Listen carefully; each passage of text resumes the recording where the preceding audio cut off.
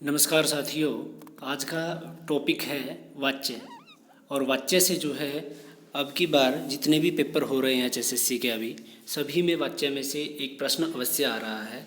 तो देखिए वाच्य पढ़ते हैं, वाच्य क्या होते हैं और किस तरह से इनका प्रयोग होता है। तो देखिए कि वाच्य किसे कहते हैं, क्रिया का रूपांतरण रूप जो होता है, यहाँ पर रूपांतरण रूप जो है वो क्या है, वाच्य है। और जिससे कर्ता कर्म और भाव की प्रधानता का पता चलता है वो क्या है, वाच्य है। मतलब कर्ता जो होगा जिसमें कर्ता प्रधान होता है वो कर्तृवाच्य है, जिसमें कर्म प्रधान होगा वो कर्मवाच्य, इस तरह से है। और इनको जो है आप साधारण भाषा में समझ लीजिए, और अगर आप ज़्यादा गहराई से इनको सोचोगे तो फिर जो है ये आपके नहीं। तो देखिए वाच्य के प्रकार कितने हैं, वाच्य के प्रकार हैं तीन। वाच्य के कितने प्रकार हैं, तीन प्रकार हैं। और इन तीनों प्रकार में से जो है प्रश्न अवश्य आता है। फर्स्ट है कर्तृवाच्य, दूसरा कर्मवाच्य और तीसरा भाववाच्य। अब जो कर्तृवाच्य होता है उसमें क्या होगा, कर्ता प्रधान होगा। देखिए ये दिया हुआ है कि कर्ता की प्रधानता होती है। कर्तृवाच्य में क्या होगा, कर्ता प्रधान होगा। और जो है हमें नाम से ही पता चल जाएगा, वाच्य को जो नाम दे रखा है वही उसमें जो है प्रधानता, उसी की प्रधानता होती है। जैसे कर्तृवाच्य, कर्तृ किससे बना, कर्ता से। और कर्ता की प्रधानता जिसमें होती है वहाँ पर कौन सा वाच्य होगा, कर्तृवाच्य। और ये बिल्कुल साधारण वाक्य होता है, सिंपल सेंटेंस जो होते हैं वो कर्तृवाच्य हैं। और वाक्य में जब ने शब्द दिया हुआ हो तो वो कौन सा होगा, कर्तृवाच्य होगा। देखिए उदाहरण से ज़्यादा पता चलेगा। जैसे राम ने दूध पिया, राम ने दूध पिया। अब ने चिन्ह आ गया तो ने से ही हमें पता चल गया कि ये कौन सा वाच्य है, कर्तृवाच्य है। कई में जो है ने भी नहीं दिया होता, कईयों में ने नहीं दिया होता, लेकिन जो है उसमें वाच्य कौन सा प्रधान होता है, कर्तृवाच्य ही प्रधान होता है।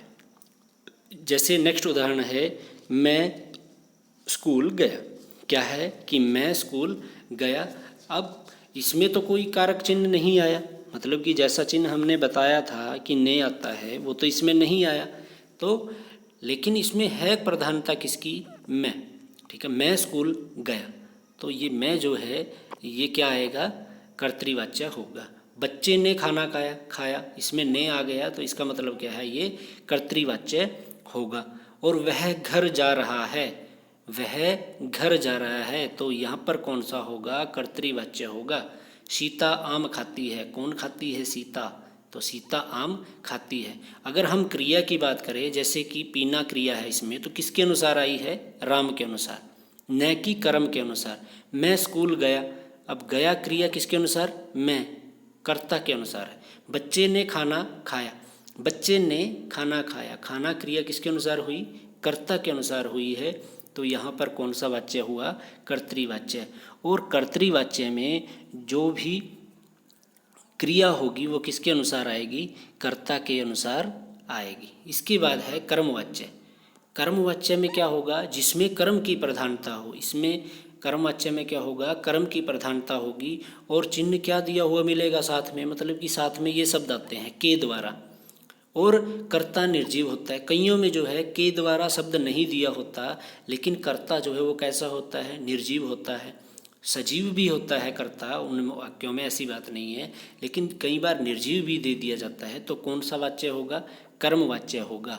और कर्मवाच्य में जो है क्रिया किसके अनुसार आएगी, कर्म के अनुसार आएगी। हमें कर्म देखना है कि कर्म किस तरह का है। ठीक है, कर्म का लिंग क्या है, वचन क्या है, पुरुष क्या है, चाहे जो भी हो, क्रिया उसी के अनुसार आएगी। उदाहरण देखिए कि प्रणव के द्वारा पत्र लिखा गया। अब के द्वारा आया है तो इसका मतलब कौन सा वाच्य होगा, कर्मवाच्य। बिल्कुल हमें जो है इन्हीं बातों को याद रखना है कि कर्तृवाच्य में ने आता है या फिर कर्ता ही प्रधान होता है, और कर्मवाच्य में के द्वारा आता है। इसके बाद है जैसे कि ये है कि लेख लिखा गया। अब देखिए इसमें कोई कर्ता पद नहीं है, लेख लिखा गया, सबसे पहले तो इसमें कर्ता है ही नहीं, तो कौन क्या होगा, कर्मवाच्य होगा। लेकिन अगर हम देखें कि लिखने की क्रिया किसी न किसी के द्वारा तो हो रही है, मतलब कर्म तो हो ही रहा है ना, तो क्या आएगा, इसमें कर्मवाच्य होगा, लेख लिखा गया। ठीक है, उसके बाद पुस्तक पढ़ी गई। अब देखें हम क्रिया, ठीक है, लेख लिखा गया, लिखना क्या है, लेख। ठीक है, तो क्रिया किसके अनुसार आई? कर्म के अनुसार आई। ठीक है, पुस्तक पढ़ी गई। अब पुस्तक पढ़ी गई तो जो क्रिया है वो किसके अनुसार है? कर्म के अनुसार। तो यहाँ पर क्या होगा? कर्मवाच्य होगा। इसके बाद है जैसे सड़क बन रही है। ठीक है, निर्जीव है लेकिन कोई ना कोई तो बनाने वाला है, करता तो है लेकिन वो इसमें नहीं दिया हुआ, और सड़क बन रही है। अब सड़क के अनुसार ही जो है रही है, ये क्रिया आई। इसके बाद है कि श्याम के द्वारा पुस्तक पढ़ी जाती है। श्याम के द्वारा या श्याम द्वारा जो है पुस्तक पढ़ी जाती है। ठीक है, तो क्या आएगा? कर्मवाच्य। अब पढ़ना, पढ़ी जाती है तो क्या आया? पुस्तक आया। पुस्तक के अनुसार ही पढ़ी जो है वो क्रिया आई, तो यहाँ पर कौन सा वाच्य होगा? कर्मवाच्य होगा। और साथियों, इन उदाहरण की आप प्रैक्टिस कीजिए और वीडियो को ज़्यादा से ज़्यादा शेयर कीजिए, हमारे चैनल को सब्सक्राइब कीजिए। इसके बाद है भाववाच्य। अब भाववाच्य क्या होगा? भाव से ही पता चल रहा है, जिसमें भाव होगा तो वो भाववाच्य होगा।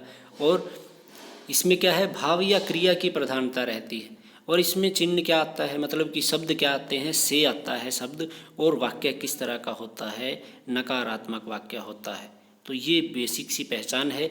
जैसे मुझसे चला नहीं जाता, अब देखिए यहाँ पर से भी आ गया और चला नहीं जाता, ये नेगेटिव सेंटेंस भी हो गया हमारा, नकारात्मक वाक्य भी हो गया। तो कौन सा वाच्य होगा? भाववाच्य। इसके बाद है गीता से हंसा नहीं जाता।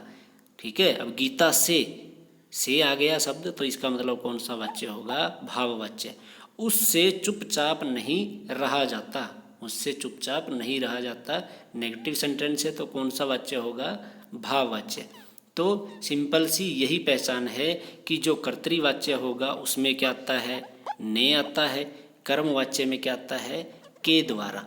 क्या आता है? के द्वारा। और भाववाच्य में क्या आता है? या तो से आता है या फिर जो है नहीं, या फिर नकारात्मक, इस तरह के शब्द उसमें दिखाई देते हैं। तो इस तरह से हम इन पहचान को याद रख सकते हैं। ठीक है, अगर आपको हमारा वीडियो अच्छा लग रहा है तो वीडियो को लाइक कीजिएगा, ज़्यादा से ज़्यादा शेयर कीजिए। और जो है जो कोई भी वाच्य हो उसी की प्रधानता होती है और क्रिया जो है उसी के अनुसार आती है। अगर कर्तृवाच्य है तो कर्ता के अनुसार, और कर्मवाच्य है तो कर्म के अनुसार। और जो भाववाच्य होता है उसमें कर्म नहीं होता, उसमें कर्म नहीं होता। अगर कर्म होगा तो कर्मवाच्य हो जाएगा। भाववाच्य में सिर्फ भाव होता है, क्रिया होती है। धन्यवाद।